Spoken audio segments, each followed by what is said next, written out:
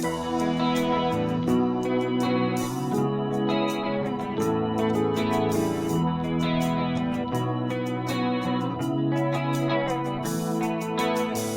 you knew me before, you wouldn't even look my way. If I had the nerve to speak, you wouldn't hear what I say. Time has come and gone so fast, we're not who we used to be. And welcome back to Sullivan's Unheard Voices. I'm here with Randy. Randy, thank you so much for joining me today. Absolutely. Thank you for having me here. So I took the liberty of listening to your latest album on Spotify before you got here, and the musicality you have is right on point. At what point did you pick up guitar? Oh, guitar specifically when I was about 15. Yeah? Yeah. Prior to that, I had played the tuba. Oh, interesting. Laying down the bass line for the symphonic band there in elementary school.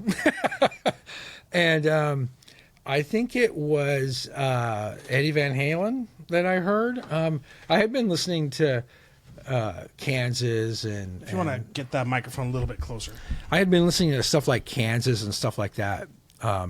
But specifically the guitar I fell in love with when I heard Eddie Van Halen. Oh, yeah. I was rolling up my newspapers from my paper route, and I remember Lee Kittle, my friend, came over with this album. He literally walks in my house and puts it on, and you're not going to believe this. And I didn't believe it. I was like, wow. And I was bit. And yeah, within a year or so, I had a guitar, started learning Led Zeppelin songs, and that's kind of the stuff that I was into, Rush, a little bit, and just trying to figure it out. Did learning the tuba help you at all in learning the guitar? Perhaps in ways I don't understand. Yeah. I'm just always curious about that because, like, some instruments, like, there is a sort of pathway of, like, you pick up this instrument and then it's kind of easier to pick up the second instrument. I would imagine the difference between tuba and guitar was so great. Oh, sure. Yeah. And I think in a kid's mind, it was just music. I was just like, I wanted to have something to do with producing these sounds that, bring feelings and stuff. Yeah. And so it just fascinated me. And do you remember the first guitar you had? Yes. As a matter of fact, it's from that same person, Lee, gave me his guitar. And it was a little 3/4 size classical guitar. Yeah, with steel strings on it. And he had cut it open and put a pickup in it. And I was like, wow, this thing's off the hook, right? And I was like, so I didn't know how to play it. And so I'm plucking away on this thing. And I lived in an apartment. And there was a GI, a soldier that lived upstairs with his family. And he heard me through the vents. And he came down and knocked on our door. And he was standing there with a real guitar, a Carlos, a full-size acoustic Dreadnought acoustic guitar. And he goes, who was that I heard playing down here? Somebody's down here trying to play some I think it was Led Zeppelin or something. And my mom was like, well, that's probably this one, and he's like, young man, I've got a deal for you. And he's looking at my mom, he's like, this is bouncing all this off my mom. He's like, I'm moving and I can't take this guitar with me. If you want to buy this guitar, I'll sell you this guitar for $50. And my mom was like, done. It's done and then I went and worked for the money at Kmart, getting the shopping carts from the parking lot. And that's how I got my first guitar. It was a Carlos. I loved that guitar. So I slept with that guitar. It's like, but that's just an amazing, beautiful story of like a soldier giving back before probably going on deployment. Yeah. And just passing music on to the next generation. It was a really great first experience with I guess you could say somebody else that's a musician or something. Yeah. Having the stranger knock on my door and recognize, hey kid, you love music. You need a better guitar and I can provide that for you. It was really amazing. And yeah, of course, he goes, check it out. And he played the Led Zeppelin song that he heard me trying to play, which was like Black Dog or something. And he just nailed it, And I was like, wow. It meant a lot to me. Yeah. That's awesome. And then so you pick up your guitar, now you're practicing. What's the first time you got into a band? Well, it was in high school. I really you couldn't get it out of my hands. Yeah. My mom would get so mad. She would tell me dinner was ready. Dinner's ready. Are you coming? We'll save you some. It would kind of go in that, and then it eventually morphed into get in here right now, because she was tired of me not eating dinner. Because I literally would, when you get interested in something, you're trying to figure it out. And you're like, yeah, just give me another second. Give me another second. I almost got it. Right. And I was like that for a long, long time. And I really wanted to tell you this story because I think this is one of the coolest stories of my musical life. And it was my first rock and roll moment, I would say. And so me and my friends in high school formed a band, and we were kind of science geeks. So we named our band Voyager because it was during the Voyager mission. And me and Brian, the other guitar player, were just nerding out on it. So we called our band Voyager. And we were playing stuff like Styx and Jethro Tull and, Led Zeppelin and Pink Floyd. We were playing all this really kind of a little bit more, progressive music than most of the kids in high school. And so I wanted to play at the prom. But then once we started talking about it, they were like, no, you can't play at the prom because we need a dance band. You guys are a rock band. But we'll let you play on the quad on the last day of school. And we're like, yeah, okay, cool, we'll do that. So then I have to take responsibility for this. I went to the student council and I said, hey, we want to play at the after prom at this restaurant. The after prom. They're going to have the prom at the high school and then go to a restaurant and have the after prom, right? And they were like, no. Well, we played.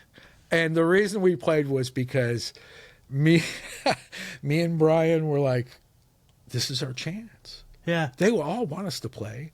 It's only the student council that doesn't want us to play. So we went there and set up during the prom. So when they showed up at after prom, we were already set up. And they came in, and I remember the girl came up to me and she was so mad. She's like, what are you guys doing here? You guys aren't supposed to play. And I lied. I'm going to say here in this interview, yes, I lied. It was a rock and roll moment. I said, no, you said we could play. And right then somebody was like, let them play. Yeah, let them play. And then everybody piled on and they had to let us play. And we were probably horrible, but I don't know. But it was a very rock and roll moment. It was like an in your face, like, What a memory, though, like even from the perspective of the people going to prom, like it's not every day you hear after prom with a show facilitated by students in a band. That's a really cool thing. Yeah, it was. It was a different era. It was a really a different era. I had the opportunity to listen to several of your shows, and some of the folks talking about times in the past. I started playing professionally in the early 80s. I graduated high school in 82, and I had already played in a nightclub by the time I graduated high school. Yeah. And so the climate that we had in Colorado, anyway, in the Midwest at that time period was, there's no social media, there's no phones, there's not even an internet until the mid 90s or something like that. And so it was all about, going to the bar. Yeah. And back then, we were a working band. We were called Bastille. I eventually was in a professional band called Bastille after several other bands, But we played, most months we played every week. We played, and gigs back then would pay anywhere from $2,200 to $2,600 for 5 days. And this was in the 80s. And this was a nightclub. And you would show up on a Tuesday and you would set up and you would play 4 or 5 sets, depending on the configuration of the nightclub. And if it was a 3-2 nightclub, if they sold 3-2 beer, which was a thing in the Midwest, or if it was an actual bar, then you'd play till 1:30 in the morning. Depending on the gig, and then you'd play Tuesday, Wednesday, Thursday, Friday, Saturday, and Sunday. and you played 6 nights and you made money. You made, people didn't tip. They didn't tip us because we were a paid band. Yeah. And when you came to hear us play, it was the stuff on the radio, the current stuff on the radio. And that was normal. That was the normal musical climate. I don't know about Oregon. From some of the things I heard Susie and her guys in her band say, maybe it wasn't like that around here. I don't know. But in Colorado, it was. It was very much like that. In Colorado Springs, which is a city about the size of Portland, there were 15, 20 bars that would pay bands like that. And then you had Denver right up the street. So for many years, I played music for a living and, bought my car, paid my rent, all my clothes and everything with the money that I made playing music. And I feel really privileged to have had that experience, especially with what I see people have to deal with nowadays in what the world has, in my opinion, the world has turned its back on the musician, not the music. People love the music. But the Napster era devalued music. 100%. A CD used to, I remember at the Pinnacle, it was starting to piss me off because it was like $18 for a CD. You probably remember those days. I do. And it was like, that's too much. Yeah. That's too much. Yeah. And then it started going the other direction right after that. But the climate was really different. People appreciated the music more. They paid for it, And then something happened in the late 90s with Napster and all that, and music became devalued, and you have kind of this devolved into the situation we have now with streaming, which has all but tanked the income of real working musicians. Yeah, because it's a money grab without the support of the musicians that are providing the content. Yes. Yeah. It's wrong. It's wrong and really sad. I'm Yeah. long-winded. I have to stop myself because I'll just talk. No. That's not a problem on this podcast. No, I appreciate it. Because one of the things one of the ways I view life, especially like financially speaking, is I look at it on how many hours I have to work to accumulate a thing.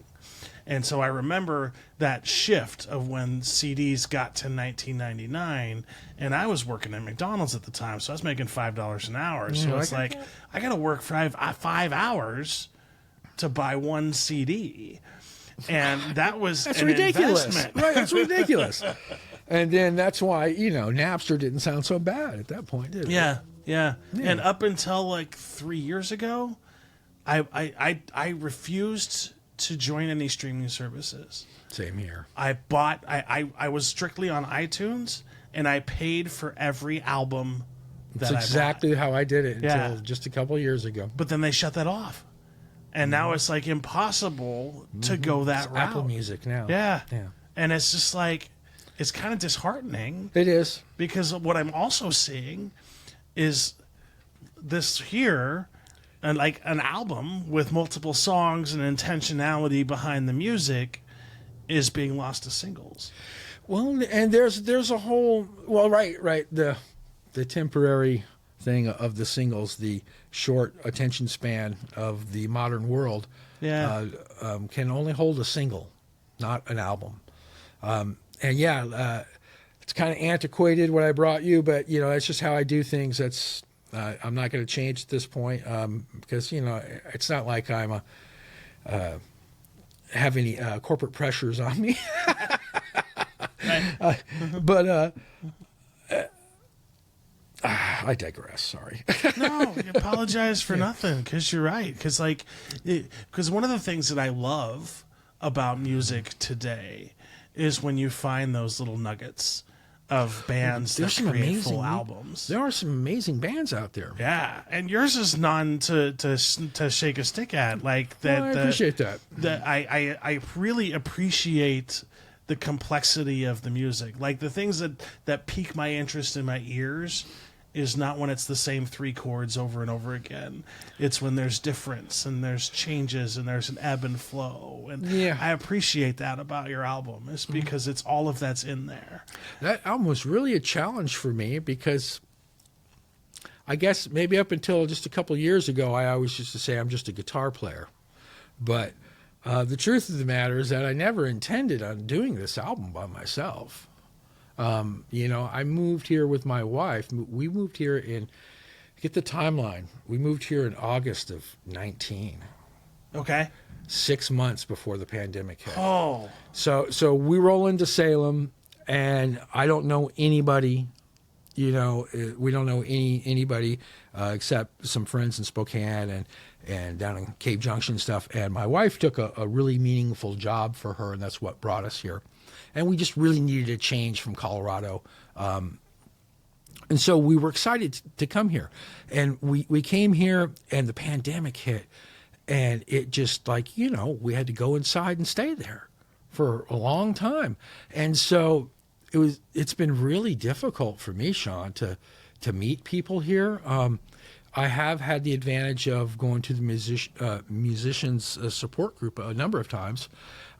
Unfortunately, the time slot is really difficult for me, so I don't get over there often enough. But I have met Susie a number of times. She's a really cool lady. I like Sherry. Sherry's really cool. She's a real rock and roll singer right there, man. She's something else. I love her. That's right. I love her to death. Yeah. But it's been very limited, my interaction with the music community here in Salem. I do want to change that because I feel like I have a lot to offer. I don't want to be a guy doing his albums all by himself.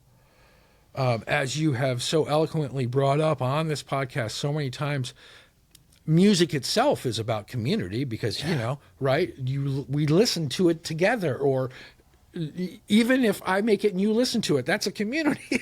It's about more than one person, And so for me, it's been, how do I say? I try to make things work for me, whatever happens. And so the turning in and all that, and the isolation and all that, this is the result. Instead of just saying I got nothing, I got this. At the same time, I appreciate that perspective. At the same time, though, I'm kind of curious if it wasn't what was going to happen anyway. What was meant to be. Oh, of course it is. Yes, of course. Because sometimes I always, and you've heard me say this before, I always think of the muse as a living, breathing thing, and you never know when she's going to visit. Mm-hmm. And sometimes when you're in those moments of isolation, that's when you get the biggest visit from the muse. Mm-hmm. And there's a lot of work in there, my friend. Mm-hmm. A lot of work. Because the drums, the guitars, the bass, all of these different aspects of this musical components. Did you kind of have an idea in mind when you set out to this? Or is this just like one day, just boom? No, there is more like this. It's more like children that I brought into the world. The songs are like children to me. They need to be nurtured and taught, and you spend time with them, And so some of these songs, it took a pandemic for me to be able to spend the time with them. Yeah. And that's kind of the best way to explain it. Was some of them existed and some of them didn't when that all started. But at the end of it, they were all more than they would have been. And yes, I do believe this is what was supposed to happen. I hesitate to use the word providence because of what it implies. But I do believe that the universe serves up stuff to us and for us, and because of us, we serve it up to other people. And so we're all part of it. Yeah, because this whole idea that we live in isolation, or we live the rugged individualism that they're talking about, that's not true. No. There's nothing in life that we don't rely on somebody else for. Somebody else put my hat together, somebody else put my clothes together. We do really rely on a community to sort of survive. Well, we're all stronger because of each other, and whether it be whether it be, a band, and, a band can be like herding cats, like how you going to get them all, but there's still a unity to it, or if it's your work associates, we're all part of a band. We're all a band of humans, and when we come together, like we're here for a purpose today. Yeah. And we've never met, but now we have, and so it goes on, right? And so it all happens for a reason and for us all, I believe. I agree 100%. It's interesting because, like, if you look at my life in abstention, the last 2 years have been amazing because for the first time in my life, I have accepted that and allowed life to just happen instead of me trying to control every aspect of it. That's the ticket right there. And me trying to control everything actually put a limitation on what I was able to achieve. Mm-hmm. It's really strange how life works out that way sometimes. It is because we'll want to control something and in effect limit it, and then not allow it to bloom as much as it would have on its own if we were just there to facilitate it, But that's hard to get out of the way sometimes, It is. And just like writing songs, it's sort of like that too. You get a genesis of an idea, whether it be. I usually try to think of rhythms first, because for me personally in music, the rhythm is really what alters the most. I mean, you can have the same notes, and play them a million different ways just by the rhythm. And so that's really the thing that sticks with the subconscious and everything is the guttural part of the rhythm. So I try to start with the rhythm and then let the melody come after that, but every song's unique. There are songs the muse will go, and you're like, what just happened? It's like I didn't even do anything, and there's a whole song, and you're like, and people, you just wrote this song, and you'd be like, wait a second, you don't understand. I don't even understand what just happened. I had an idea, and I started doing this, and then my focus changed, and it's done, and it is not all. I could say maybe 5, 6 times, 7 times in my life that's happened, to where it was just like, whoa, how'd that happen? And sometimes I'm kind of my beliefs are somewhat esoteric, and I believe that my part in life is to make music, even if no one hears it. And as an example, my reaction to things may only be for me and my own sanity, but like when Fukushima happened. Okay, I have a fascination with Japan, and I think they're amazing people, right? And their culture is just fascinating and ancient and everything. Well, when that happened and how drastic a thing it was, it made me cry, and it made me really sad. And I remember I picked up my guitar.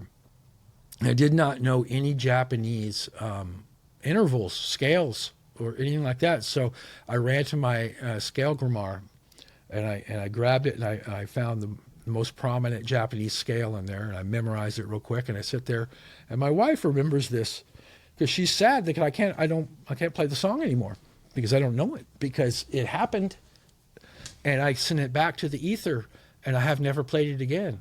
And I wrote this song, and I remember I played it for about 3 weeks or so. I played every day. It was very Japanese sounding, from a gringo, I guess, but I was in love with them and was empathizing with their situation, and I wrote this song. I just called it Song for Japan. And me and my wife heard it. I believe the heart of Japan heard it, but it's gone. And I've done that I do that numerous times. I have played and forgotten songs more than I have ever recorded them. A lot of people kind of make fun of that Jack Black song about the greatest song in the world. Yeah. But there's a lot of truth to that. You know, like the part in the end, I It's can't remember pretty the genius. greatest song of the world. It's pretty genius. This is a really. tribute, Right? Yeah, but that's so real.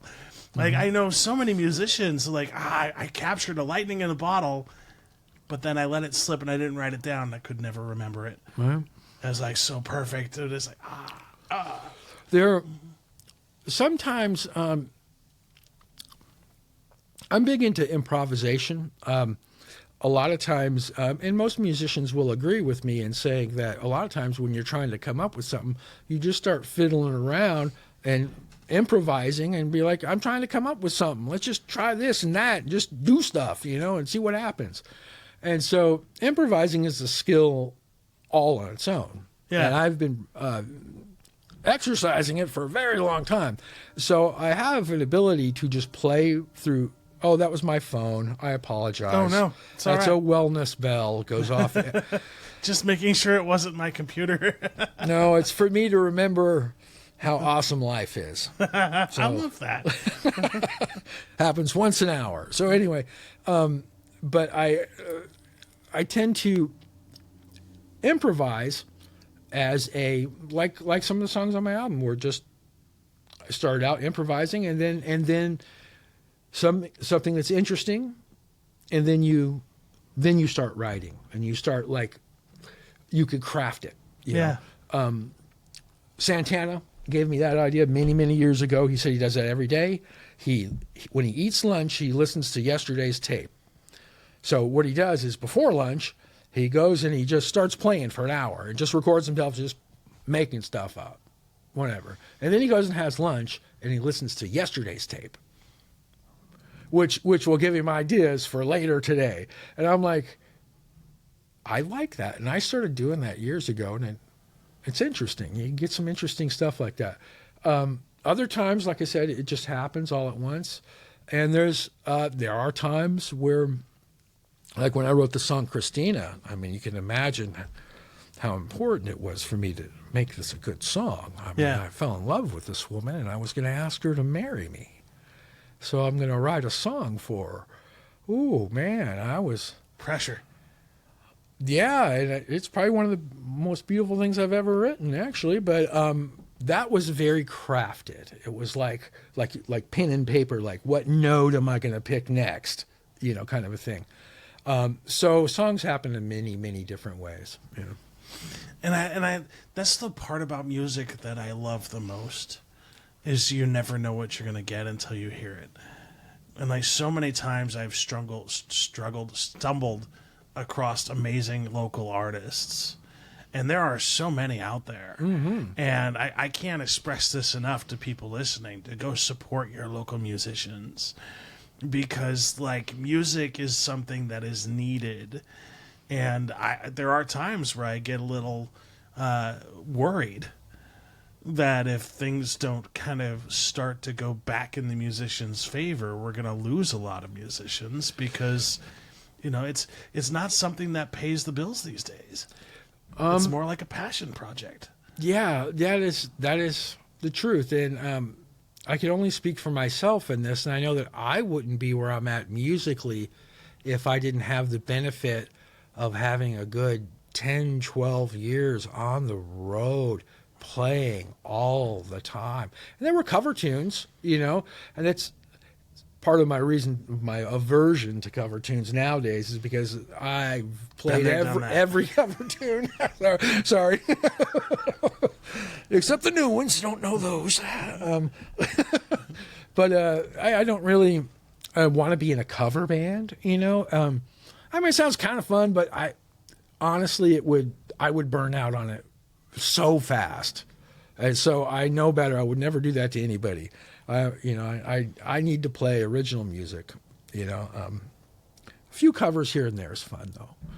Things that mean something to you. Really important songs. Is there a genre that sort of calls to you, though, in terms of a guitar player? Depends on what day of the week it is. That's fair.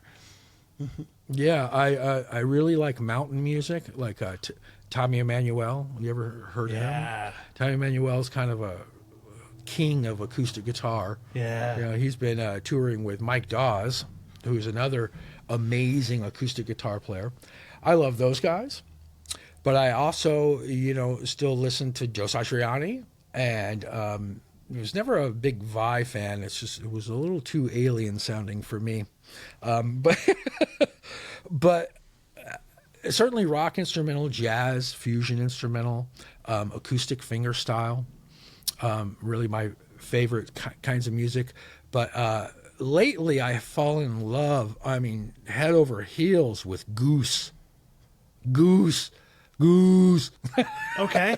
I've never heard of Goose. Yeah, about a year ago I never heard of them either. But they are a band that they're a jam band, but they put out albums, real albums, and they're amazing. And their songs are so good. They're so good. And it's kind of you say jam band, it just doesn't really tell you anything. I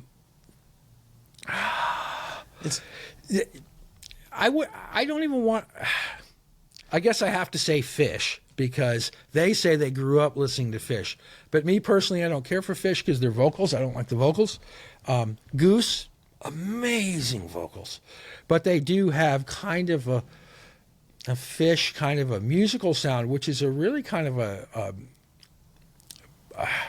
like a hybrid Grateful Dead, John Mayer kind of sound, I'm going to check them out on the drive home. Yeah, they're so good. They just put out 2 albums back to back in 1 year, and it's like, you can't nail them down too, because like you listen to Goose and you'll be like, oh, you think you got, oh wait, what? Like every album they like reinvent themselves. So I have found. Have you heard of Gemini Dragon? Mm-mm. I found that exact same thing. So Gemini Dragon, the lead singer, her voice is so unique. She's like a female baritone. Oh, but nice. like has this sort of Cajun sort of sound to it. Nice. And Christian, who sort of produces all of the musicality behind it, has this strange sort of, not strange, not in the bad way, but like just such a unique industrial / Cajun / blues / funk kind of feel, right, that's like right on the precipice of all of these different genres, right? But like no one else sounds like them, and it's like I've been vibing them for like the last like month and a half. I really love the funky groovy stuff. Oh, same here. It's kind of taken over for me, because like the Rock Candy Funk Party, they're amazing. They're one of my favorites. If you don't know who that is, it's a funk band that Joe Bonamassa plays guitar in. Okay. Yeah, and it's a funk band. Anyway, so yeah, I like a lot of clean guitar music, which is ironic because when this album that I did, I won't be doing another album like that. I can guarantee you, I won't, because I'm kind of a little bit older. I'm 62. I'm not that interested in playing out live every night like I did for many, many years, although I do want to play. I do want to play with some people. But for me, it's more about writing the music, and I'm just not into the rock like I used to. I'm older and mellower. Yeah. And I know I have a whole nother acoustic album in me because I practically got the songs now, so that'll be coming. But I'd like to be a side man for organ music, the quintessential organ music that's like acoustic with mandolins and all this kind of like that. I would love to get involved with that. I do play mandolin as well, so I would love to get involved with something like that. I know just the person to get you into touch with. Okay. I want to get you into touch with Doug Cox. Okay. Doug Cox is he's a country artist up in Vancouver, Washington, but I love him. He's blind and just amazing as an artist and as a human being. Awesome. And I know of like 5 or 6 bands in the area that would kill for a guitarist / steel guitar player. Oh yeah. Yeah. As you said, steel guitar, right? No, you I said don't. mandolin. I don't play steel. Mandolin. Sorry. Yeah, I bet there are a lot Yeah. of people that need a steel guitar player. Because I know a that's few that need the hard. mandolin too. Yeah, Yeah. mandolin's. Yeah, it's the high one, the Yeah. twinky one. Yeah, that's a fun one. Yeah, it's really great. I used to play it a lot more than I do now, but I'd love to get back into it.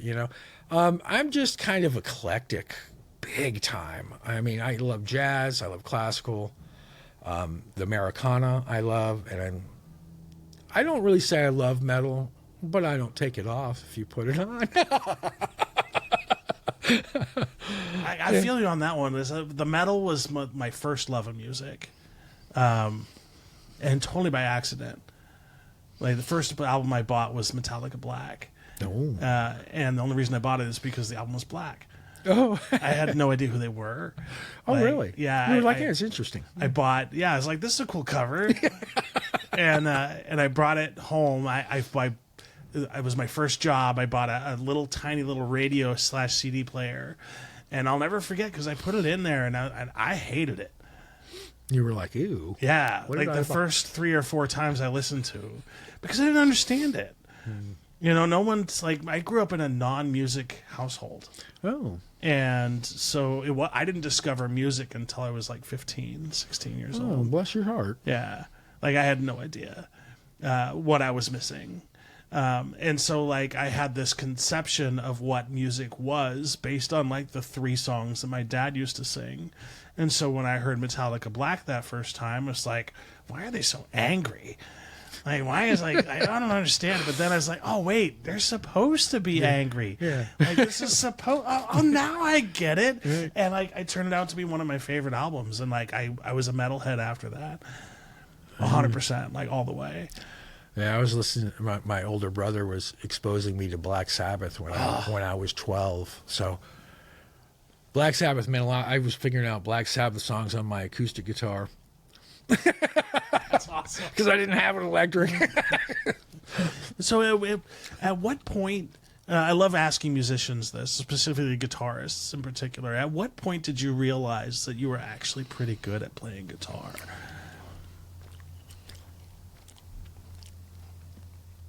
I have no idea if I ever have. I don't know. Yeah. I guess at the senior after prom That's fair. when I didn't get booed. Yeah. Yeah. And then in terms of like live performances, like I love the things that I love talking to musicians too is about, wow, somebody called. It happens from time to time. Epic fail. Sorry. Life is Yes. life. What do you love most from the musician's point of view about being on stage? About being on stage, well, it's electric being on stage. It's like it's better than any high you could even imagine. It's more like being encompassed in love in a way, but it's to be part of a group. You're part of something that's bigger than you, and the thing that you're all doing together speaks to everyone. So when you're up there and you're inside that thing, there's no other feeling in the world. You feel complete, you feel important, you feel happy, you feel everything that you could imagine that you feel responsible. You feel, everything in that moment because it's all about what you're doing, but you don't think about any of it while this is all happening. You might be slightly nervous for the first half a song. If more people, you might get a little nervous. But then it goes away. It goes away relatively quickly for most folks. Does that answer your question? Yeah, 100%. Yeah, and then when you're so let's say you're getting ready to play, and you're coming up to a venue. What are some of the things you like to see in a venue that'll help you as an artist? Well, I like to see that they've advertised.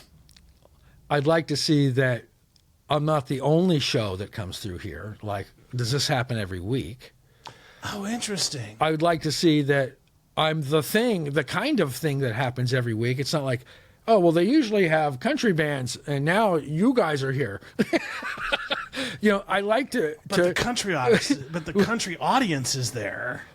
But you're if I'm not going to play country, is what I mean. If I'm yeah, and so I try to. I would look at all of those things. I would look at how everybody is being treated that works there. I would, do I want to work here? Kind of thing. I'm going to work here. I'm here. Yeah. But I would hope that they would anticipate our arrival, have the things ready for us, at least have the green room clean. Something like that, And have a PA set up in advance. Well, you see, that's something that's new. See, that's new in the world that I come from.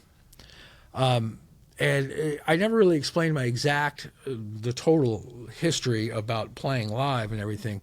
But typically, back in the day, it's not so much anymore, is you brought your own PA, and a sound man and a light show and everything. Interesting. And so all that stuff went away about around 2000 or so, around the year 2000, 2001 or so. The clubs switched to weekends. And then it started being like, well, we give you $500 to play on the weekend if we get such a level of people. And then it became, well, we'll give you part of the door.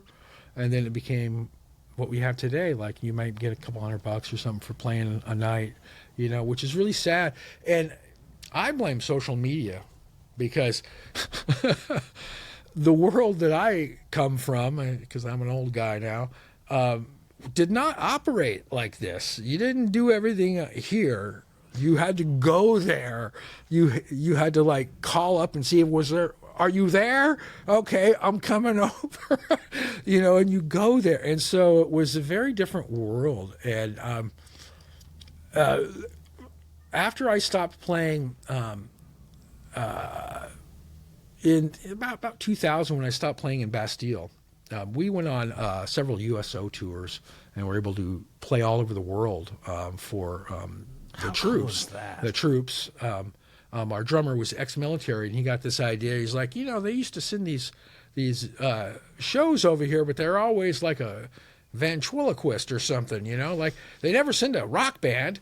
In fact, the first time I ever heard of anybody other than myself doing it was when Sherry was on here and said the story about when her father did it, but I did that 3 different times. We went to the Middle East once, and we were there for 2 months. Yeah. Wow. And that was in the late 80s. And then we also went to Alaska and to Germany for a couple months at a time. And they would have us play all over the place for dependents, for mostly in the communities where the civilians and the military community would intermingle, And we did that for a long time. And then so I had a secular career in cover music, and then I did this USO show, and then my life really changed, and I got involved in Christian music. And then for about 13 years, I was involved at a professional level in Christian music, and I'm on several albums, played for Brad Ewing for many years, and it was interesting. I should just say I kind of moved on for myself personally from that. My faith changed, Yeah. I don't consider myself that anymore. I'm something else. I'm more of a Buddhist now, and more like a person that just loves everybody. Yeah. And don't judge anybody for anything, because that's their business. I got my business over here, which is love, and I got love for everybody, and I don't have any judgment for anybody, and that's where I like to be, and so I had to kind of back away from it got intertangled with me professionally, and so when I moved away from that musically, I moved away from it completely. Okay. I didn't really want to talk about that, but hey, things happen for a reason, right? Yeah.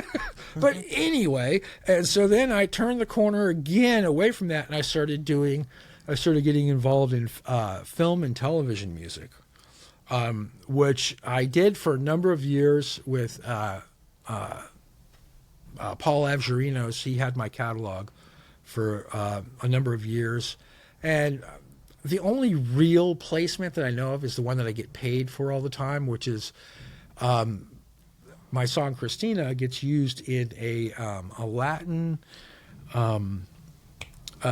soap opera called Nobody Wants to Be Alone. Interesting. And so they pay me for that, but it didn't really pan out for me the way I wanted it to, because for one thing, I'm not a classical composer, and to score a film is really an amazing thing. I'm not sure I'm capable of that, because I can't write a symphony. Well, I've never tried, but I don't think I could. But anyway, so what I was involved with is called library music and bed music. And this is what a lot of musicians will do with their music on the side. They'll write instrumental music, or even with vocals, and they will supply them to these libraries, which will use them in TV commercials and anything. You can get, royalty-free music that you can buy. People will out and out sell their songs. So there's all this commercial activity with commercial music like that. And so I got involved in that and produced a bunch of what are called cues, and it just killed me. It just killed my soul. It's like, doctor's office waiting room art. It's like, I'm an artist. I did that. And you're like, that's what it made you feel like. Like, it's valid, but that's not what I want. I don't want it to be that. This means more to me. And so I backed away from that. And that's where we are today, after moving up here and doing this, that I'm just kind of like not really sure what I want to do. I'd be willing to do a lot of things. And unfortunately, I don't know a lot of people here, I need to get out more.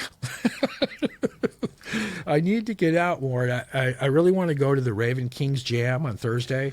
Because There's one left. But there's only one left. Yeah. One jam left? Yeah. They're moving in a different direction at the end of the year. There's only one jam session with the Raven Kings left, and then they're I don't know what they're doing. Well, there'll be other jam sessions, though. But yeah. The one that I love going to the Raven Kings one. Yeah, they're a good band. I've heard them. They're good. Not only are they good, they're just good people.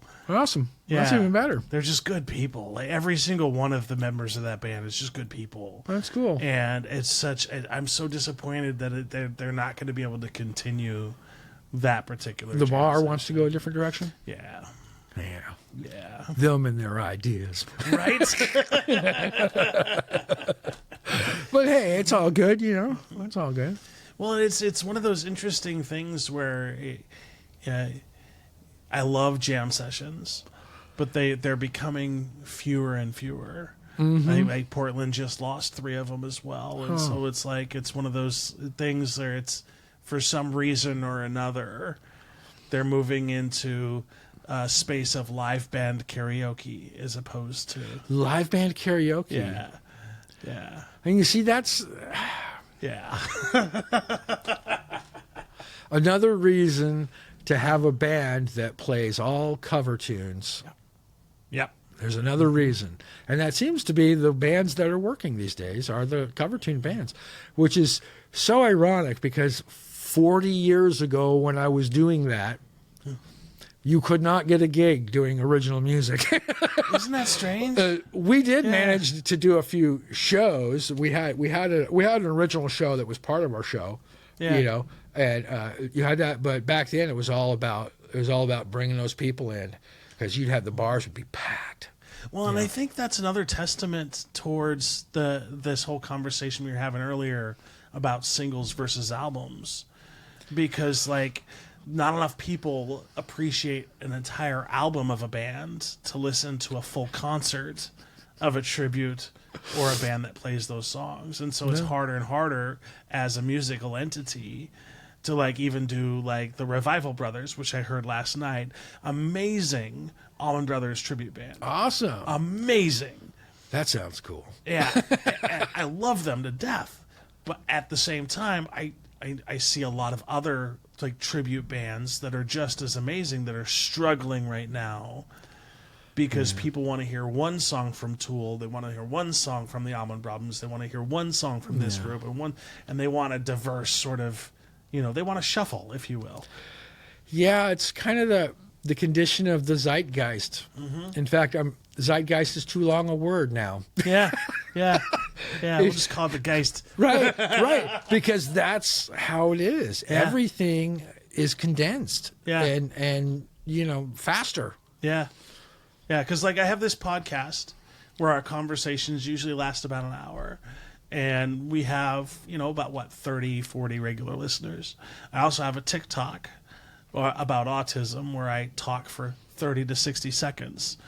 I have 6,000 followers there because people want sound bites. Mm-hmm. But it's like, how do you learn about something? How do you talk about something in 30 seconds? You really can't. Yeah. It's impossible. I noticed that on my, I have an Instagram page. Yeah. Where I post music. It's called Randy's Jams. It's with a Z, Randy's Jams. Yeah. And I don't put anything on there longer than about 1 minute. And it's really strange because I don't even really have that many posts. But every time I post something, I get all these followers. I got like 800 followers now. And I used to do I'd play a song. Yeah. Like, here, I'll play a song. And it's like, they don't listen to it because there's like 30 seconds in there, like, I got to go. I got to go. But here's the thing, because I don't think it's them saying I got to go. It's the algorithm that is forcing them to go. You think? I do. Yeah. Because I've tried I've tried multiple experiments with my TikTok account because they allow you to go up to 10 minutes. And so I will post a content that's like a 3-minute conversation about something specific, and it gets very little views. I take that same exact conversation, I break it into 30-second sound bites, the same exact conversation. Everybody hears. Quadruple. Yeah. Same exact message, same exact thing. That's what I'm seeing too. 30 seconds to 60 seconds. Listen, engagement, more than 60 seconds. The software punishes you for going over 60 seconds. My daughter, she told me about that album. She said, why are you putting it all out at once? Yeah. Because you should put one song out and then wait 6 weeks and put out another song. And I'm like, I ain't got time for that. I'd be dealing with this album all year. I'll be done with another album before that's done. I mean, come on. It's just, I don't understand that kind of thinking, but that's how the world works now. Yeah, and even like a band like Tool has adapted it in a certain way because what they'll do now is when they release their last album, for example, instead of getting the full album on the first, you get 2 songs. And then the full album releases 12 weeks away, and then 6 weeks they release another song from that album. And so you can either prepay the album to listen to those 3 songs, or you can buy them individually, but then you have to get the album completely in abstention once it's been released. That's smart, though, because Goose kind of did that, too, on their Everything Must Go. They put out a song, waited a few weeks, put out a song, and then after about 3-4 songs came out, then they put out the rest of the album. And then they did this weird thing. They were like, well, we're just going to... Okay, here's a whole other album. Sorry, we just had to do it. We just had to do it. Oh, I love that. But I love that. Yeah. Chain your dragon. Yeah. And now, did you record all of this like in a single location, or did you? Yeah, in my house. That's fascinating. I love that.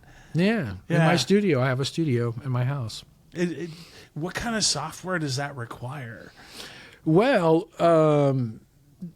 depends on which song. It's like I started out using Ableton Live, but I have transitioned to Logic Pro. Okay. But in saying that, there are many other peripheral programs that you use, like Easy Drummer, like a drumming software that you program, virtual drums. That's a separate program.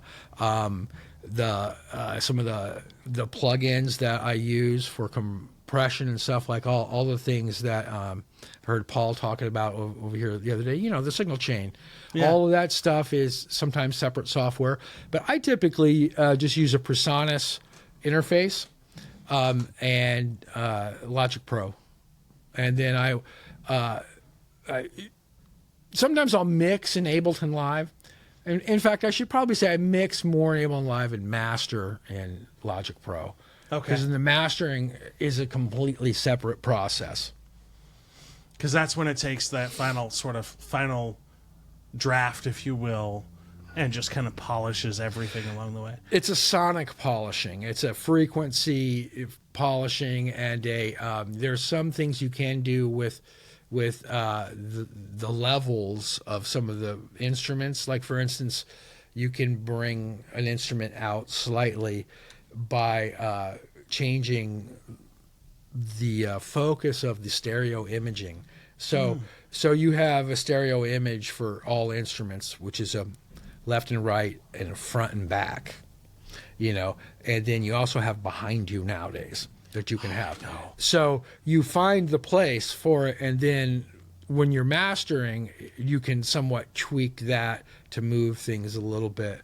But it's really to bring all of the frequencies under control so that they're pleasant sounding, and that it's all under the LUFS of like a -6 under the LUFS meter, so that when it gets popped down onto streaming or a CD or whatever, then it's proper.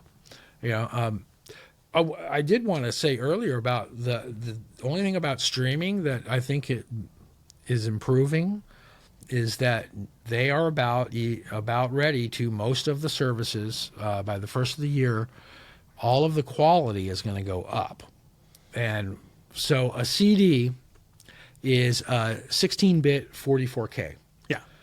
So all streaming services will be that in January. Oh, interesting. And then they're going to offer a premium, which is already offered by Tidal, which is master quality. So like when I record in the studio, I record at 64-bit 48K, so that when I bring it down into the mix, it has a little bit of natural compression by the buffering of the sizes brought down, and then when you master it again, and that way, for me personally, I think it's a more organic sound, because I do like to use the SLA compressors and all that, just like you should. Yeah. But I try to keep it at a minimum because I want a real organic sound. There's only so much you can do, because the requirements kind of cause you to make it a certain way. Interesting. And so they're gonna, because like I have a pair of active noise canceling headphones, and that they have changed my life in terms of music, because it's just the sound quality and the immersion of like actually putting those on and hearing the drums in the back and the guitar on the left and the bass on the right, and it's just like it puts you in the middle of the stage, and it's just like a totally different immersive music experience. Yeah. And I just love that. And one of the things that I always dreaded about the software that you were talking about is because you could tell there's a drop off in quality on some of the songs. And so just when you hear that, I'm hopeful. At the same time, I'm nervous about exploitation and like all of the extra costs they're going to push down our throats. Well, you can spend as much or as little as you want for software, if that's what you mean. What's required, you can just buy a suite that comes with recording software, whether it be Ableton, or Logic Pro, or Pro Tools, or whatever, and it's going to pretty much have everything that you need in there. Cost-wise, I mean, it doesn't have to cost a lot. And once you have the software, it's really a matter of just tweaking it, you know? Oh, interesting. Okay. You know, it's just a matter of learning how to use it properly. You know, one thing I would say about that, though, is that it's super beneficial to master in a different facility if you can. Because when you record in one location with one kind of software and you try to master it with the same, there's just not enough difference in the room, the software, and the things that are available to you in order. You're just going to be seeing the same thing again.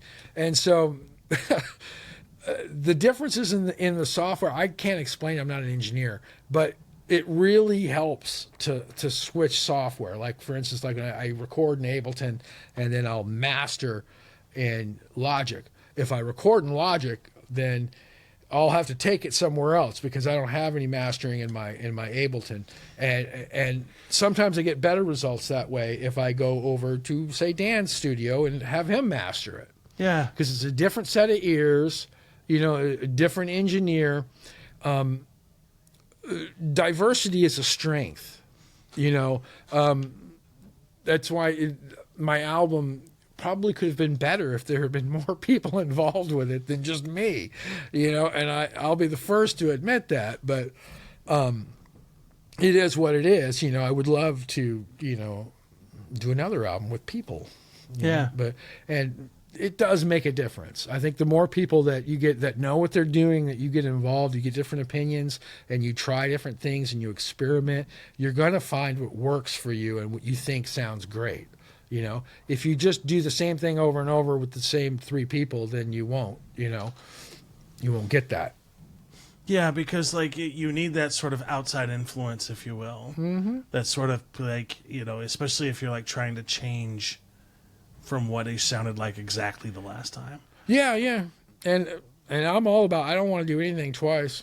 Yeah. Yeah, I don't ever want to do anything twice. In fact, on that album, there might be a couple times when the guitar tone was the same, but I have a lot of gear and a lot of different amps and stuff, and I use them all.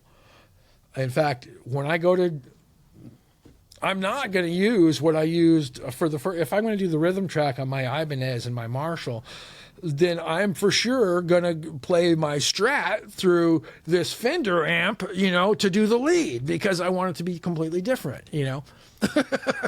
And how much of a difference does the amp make? Oh, night and day. It can make it. They all have their own characteristics, you know, like the Marshall honk and the Fender clean is just pristine. You get the Plexi fizzle, you know, and the Marshall is a very unique sound. You get the Mesa Boogies. Oh, the rectifier sound is just like, mwah. I love it. I love it. But they're all very different, and they all have unique qualities and can be tweaked into something even more unique from there, which many guitar players do. It just depends on what you want. You know, some songs, like I said, I'll have a really clean sound, you know, for the rhythm or something with just a little bit of dirt from maybe a pedal or something. And then I'll do the lead. I'll pull out like a really high output pickup on a high output amp, but then turn it down. Oh, interesting. So that it's like take the dirty amp and make it play clean. Now take the clean amp and make it play dirty, you know, and everything in between. You want to try everything. And so I do try to get a lot of different tones on my songs. Which I really appreciate because like it just like it's not boring. Yeah, you don't want it to be boring. Yeah, it's not. Your album is not boring. Oh, thank you. Yeah, thank you. I dig it a lot. I'm kind of sick of it. No, I'm just I can understand that too. Like some of the bands that I see that the stage are playing the same song or the same like 4 songs for like a year. Like I don't know if I could do that. Well, my bet is there's probably 4 other songs that use the same 4 chords. Yeah. For each one of those 4 songs, that's going to give you 18 songs. It's right there. You got it. Yeah. You got it. Yeah, music oftentimes is just a reordering of what you already know. So you learn Sweet Home Alabama. Well, now you know this and that and that and that. Because interchangeably, they're connected in some way. Yeah, the rhythm's really the only thing different. Yeah, fascinating. A lot of times you'll find songs the rhythm is just really the only thing different. Yeah. In fact, I was listening to a Neil Schon interview this afternoon with Rick Beato, and he was talking about this rhythm part in Stone in Love, and he goes, "Yeah, they told me in the studio, they said play something dumb," and he's like, "What?" And so I came up with this, and he plays the part, right, and it doesn't sound like anything from the song, and he goes. Then you put on the song, and he plays it, and he goes, "Oh, yeah, it's in." And he goes, "But by itself, that's a Bachman-Turner song. That's a Bachman-Turner overdrive song. I mean, it's not, but it could be. It's exactly like one." Yeah. But you don't even hear it in the song. It's because there's a thing called psychoacoustics. And what that is when you blend two audio elements, they create something bigger than themselves. So just like you have, like for instance, you have two acoustic guitars, and you have one person strumming a G. And then you have another person, you put the capo up on the 5th fret and have them play a D, which would be a G up there. Yeah. And have them both hit that G at the same time. Now you have an amazing G chord, not just a garden variety one. You have one with multiple octaves, and the timbre is different. And together they have created something completely different sounding. And so you both strum on that G chord, and you're like, wow, that sounds really different, because it's two versions of a G chord together. Just simple things like that are really what brings music to life when you're recording. And your brain sort of deciphers that as a new sound. Sure, yeah. Well, oftentimes when you're going to figure, I remember years ago I was figuring out a 3 a.m. by what's that? It's 3 a.m. I Must Be Lonely. Yeah. Matchbox 20. Yeah. I was figuring out that song, and it was just like that. It had 3 guitars in it, and they were all playing the same chords, and 2 of them had capos in different places, and I was like, I couldn't figure it out. I was like, I don't know what's going on here, man. And I remember my brother came over, and he goes, well, did you try the old back in the day, Aerosmith taught me this. You're listening to it, you're like, well, turn off the left, just listen to the right. Oh, okay, now just listen to the left. Oh, that sounds totally different. And you put it in the middle. Oh, and so the guitar part is really these 2 things together. Oh, and so I did that, but then I still couldn't figure it out. This particular song, I went to the music store, and I got the sheet music, and I was like, no way, it's 3 guitars. I didn't know there was 3 guitars. It's 3 guitars. Yeah, I didn't know that until just now. Oh, there's probably 5 guitars in that song. Oh, interesting. Because there's a couple of electrics that they do the same thing with. They use electric guitars on 3 a.m. with capos as well. Fascinating. So it's really got a huge color palette. It's a great song, too. Yeah. I love that song. That's just... And you wouldn't think like Matchbox 20 of all bands would... Yeah. Well, Rob Thomas? Yeah, that dude's a genius, man. Beautiful mind. Yeah. Beautiful mind, beautiful voice. Yeah, so many musicians. Well, we've been at this for over an hour. Awesome. It's been fun. I agree. Yeah. So what's next? Like, where can people go to find your music? Well, currently, you can go on, what is it, iTunes, Apple Music. It's on Spotify for sure. That's where I found YouTube Music, all the I'm trying to remember all the streaming services, but Spotify, all the streaming services. It's on that.